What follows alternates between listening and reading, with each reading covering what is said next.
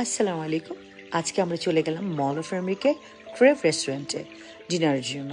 আরিফ আগে থেকে রিজার্ভেশন দিয়ে অফিস থেকে সোজা চলে এসছে, বাসা কাছে, এজন্য আমি বাচ্চাদের নিয়ে ড্রাইভ করে চলে আসলাম। অপেক্ষা রেস্টুরেন্টে আমাদেরকে টাওয়াল দেওয়া হলো হাত মোছার জন্য, অসম্ভব গরম ছিল।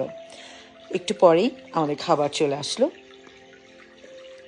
এখানকার খাবার অসম্ভব মজা থাকে, সবসময় ভালো থাকে, আজকেও তার ব্যতিক্রম নয়।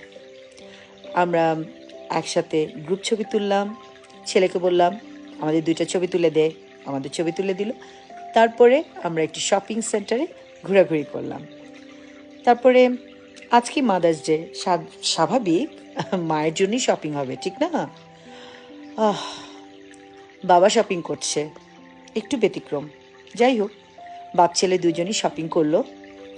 তারপরে মজার একটা ঘটনা ঘটলো, সেটা হচ্ছে আমি তো গল্পে মশগুল আরিফের সাথে, এমন সময় হঠাৎ করে মৌ আন্টি, ও মাই গড, আমার জান বাচ্চা, আমার মেয়েগুলির সাথে দেখা হয়ে গেল, আমার ফ্রেন্ডের মেয়েরা।